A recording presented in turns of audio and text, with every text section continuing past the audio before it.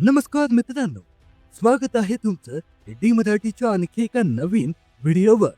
राजमाता जिजाऊ जयंती, शिवाजी महाराजांच्या घडणीत जिजाऊंची भूमिका आणि त्यांची कथा आजच्या व्हिडिओमध्ये जाणून घेणार आहोत. तर व्हिडिओ शेवटपर्यंत नक्की बघा. चला व्हिडिओला सुरुवात करूया. 12 जानेवारी हा दिवस महाराष्ट्राच्या इतिहासात एक विशेष स्थान व्यापतो. हा दिवस म्हणजे राजमाता जिजाऊंची जयंती, ज्या राष्ट्रमाता म्हणून ओळखल्या जातात. जिजाऊंचा जन्म 12 जानेवारी 1598 रोजी बुलढाणा जिल्ह्यातील सिंदखेड राजा या गावी झाला. त्यांच्या वडिलांचे नाव लखुजी जाधव, जे निजामशाहीचे सरदार होते, आणि आईचे नाव महसाबाई. जिजाऊंच्या जन्मकाळी महाराष्ट्रात मुसलमानी सत्तेचा जोर होता. मोगल आदिलशाही आणि निजामशाही यांच्या जुलमाने जनता त्रस्त होती.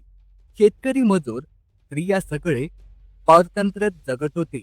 अशा वेळी जिजाऊंनी एक स्वतंत्र हिंदवी स्वराज्याचे स्वप्न पाहिले आणि ते साकार करण्यासाठी आपल्या जीवनाची आहुती दिली. त्यांच्या जीवनाची कथा ही केवळ एका मातेची नाही, तर एका राष्ट्र निर्मात्याची आहे. विशेषतः छत्रपती शिवाजी महाराजांच्या घडणीत त्यांची भूमिका अशी होती की त्यांच्याशिवाय शिवरायांचे कार्य अपूर्ण राहिले असते. आज आपण त्यांच्या जीवनाची, भूमिकेची आणि त्यांच्याशी निगडीत कथांची विस्तृत चर्चा करू. जिजाऊंचे बालपण सिंदखेड राज्यात व्यापित झाले. त्यांचे वडील लखुजी जाधवराव हे देवगिरी यादवांच्या वंशाचे होते आणि त्यांच्याकडे 5000 मनसबदार होते. ते पराक्रमी सरदार होते, ज्यांचे पोवाडे जनतेत गायले जातात. जिजाऊ लहानपणापासूनच रामायण, महाभारत आणि पुराणाच्या कथा ऐकत वाढल्या. त्यांना अन्यायाचा तिरस्कार होता. बालपणीच त्या तलवार चालवायचा सराव करत असत. आई महसाबाई त्यांना शूरवीरांच्या कथा सांगून प्रोत्साहन दिले. समाजात मुसलमानी सत्तेने स्त्रियांवर अत्याचार होत असत. मुलींचा लिलाव होत असे. शेतकऱ्यांचे शेत लुटले जात असत. अशा वेळी जिजाऊंनी एका वीर पुरुषाची इच्छा व्यक्त केली, जो या अन्यायाविरुद्ध लढेल. त्यांचे मन स्वतंत्र राजाच्या स्वप्नाने भरले होते. 1605 मध्ये जिजाऊंचा विवाह शहाजीराजे भोसले यांच्याशी झाला. शहाजीराजे हे मालोजीराव भोसल्यांचे पुत्र होते आणि तेही निजामशाहीचे सरदार होते. विवाहानंतर जिजाऊंनी पतीला साथ दिली, पण त्यांना दुय्यम स्थानाची जाणीव होत होती. शहाजीराजे मोगल, आदिलशाही किंवा निजामशाहीच्या सेवेत असत. जिजाऊंनी भवानी मातेकडे प्रार्थना केली की मला एक असा पुत्र दे, जो स्वराज्य स्थापना करेल, जो हिंदवी स्वराज्याची सुरुवात करेल. त्यांच्या प्रार्थनेचा परिणाम म्हणजे 19 फेब्रुवारी 1630 रोजी शिवनेरी किल्ल्यावर शिवाजी महाराजांचा जन्म झाला. जिजाऊंनी शिवरायांना लहानपणापासूनच राष्ट्र आणि धर्माचे संस्कार दिले. त्यांना रामायणातील राम रावणाची कथा सांगितली, ज्यात रामाने अन्यायी रावणाचा वध केला. महाभारतातील भीमाने बकासुराचा वध करून दुबळ्यांची सुटका केली. अशा कथा सांगून त्यांना पराक्रमी पुरुषाचे ध्येय शिकवले. पारतंत्र्यातून स्वातंत्र्य मिळवणे. शिवाजी महाराजांच्या घडणीत जिजाऊंची भूमिका मध्यवर्ती होती. 1636 मध्ये शहाजीराजे बंगळुरूला गेले आणि पुण्याची जहागीर जिजाऊ आणि शिवरायांच्या ताब्यात आली. त्यावेळी शिवराय 6 वर्षाचे होते. पुणे त्यावेळी उजाड होते. आदिलशाहीचा सरदार मुराद जगदेवने पुणे जाळले होते. गाढवाचा नांगर फिरवला होता. लोखंडी पहार रोवले होते. जनता जंगलात लपले होते. जिजाऊंनी दादोजी कोंडदेवांच्या मदतीने पुण्याची पुनर्रचना केली. त्यांनी झांबरे पाटलांकडून जमीन विकत घेऊन लाल महाल बांधला. महाराजांच्या हस्ते सोन्याचा नांगर फिरवून शेतीला सुरुवात केली. वस्ती वाढवली, धरणे बांधली, न्याय निवाडा केला, दोषींना कठोर शिक्षा दिली, प्रजेकडे लक्ष देऊन स्वराज्याचे स्वप्न दाखवले.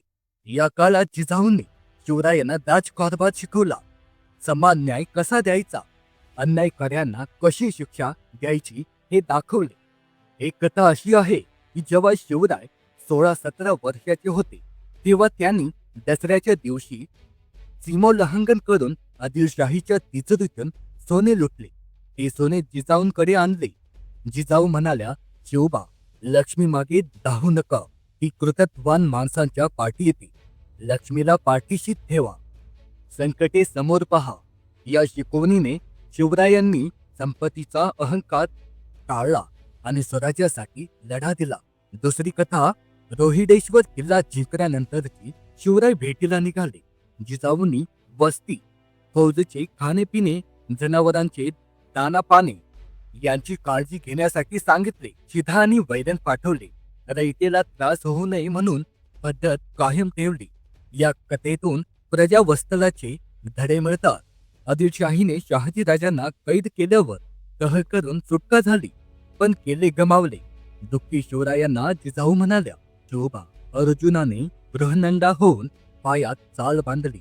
भीमाने पाटा वरवंटा घेत युधिष्ठिराने ही चक्राचा जोडा सामोरे ठेवला. संकट सहन करणाऱ्याचा भविष्यकाळ उज्ज्वल असतो. भवानीचा आशीर्वाद, विश्वास ठेवा. या शब्दांनी अपयशाकडे सकारात्मकता शिकवली. अफझल खानाच्या वेळी जिजाऊंची भूमिका निर्णायक होती. अफझल खानाने शिवरायांना मारण्यासाठी योजना आखली. सरदार म्हणाले, सुरक्षित जागी जा, पण जिजाऊंनी आदेश दिला, अफझल खानाला भेटा आणि त्यांचा वध करून मराठा पराक्रम दाखवा. प्रतापगडावर अफझल खानाचा वध झाला, ज्याने स्वराज्य मजबूत झाले. पन्हाळगड वेढ्यात जिजाऊ रायगडावर होत्या. नेताजी पालकर वेढा तोडून शकले नाही. तेव्हा जिजाऊ म्हणाल्या, वेढा तोडणे शक्य नसेल तर मी स्वतः जाऊन शिवबाला सोडवून आणते. वय 62 असतानाही लढण्याची तयारी दाखवली. आग्रा कैदेत शिवराय असताना जिजाऊंनी 6 महिने राज्यकारभार सांभाळला. मुक्तीसाठी सल्ला दिला. राज्याभिषेकानंतर 12 दिवसात 17 जून 1674 रोजी पाचाड येथे देह ठेवला. जिजाऊंनी शिवबांना महिलांचा सन्मान शिकवला. स्त्रियांचा अनादर करणारे समता. महाराजांनी आदेश दिला, जो महिलेस धरेल त्याचे हातपाय तोडा. जिजाऊ सुधारणावादी होत्या. शहाजीराजे मृत्यूनंतर सती न गेल्या. स्वराज्य कार्यात गुंतल्या. मुहूर्त न पाहता कार्य सुरू केले. शिवबा देव येणार नाही, रयतेच्या कल्याणासाठी स्वराज्य चालवा. जिजाऊंनी 18 पगड जाती एकत्र केल्या. मावळ्यांना स्वराज्यासाठी तयार केल्या. गरिबाच्या मुलांना राजवाड्यात आणले. जातीभेद नष्ट केला. धरणी बांधली. शेती वाढवली. त्यांचे जीवन संघर्ष पूर्ण होते. 4 पुत्र अल्पजीवी. शहाजीराजांची कैद, शिवरायांची संकटे, पण कठोर मनाने यश मिळवले. समर्थ रामदास स्वामींनी आईसाहेब म्हणून संबोधले. जिजाऊंची जयंती ही स्वराज्याच्या प्रेरणेची आहे. त्यामुळे शिवराय घडले. मराठा साम्राज्य उभे राहिले. आजही त्यांचे विचार प्रसंगित आहे. स्वराज्य, न्याय, प्रजा वत्सलता. हा व्हिडिओ आवडला असेल तर लाईक करा. चॅनलवर नवीन असाल तर सबस्क्राईब करा. भेटूया पुढच्या व्हिडिओ. धन्यवाद.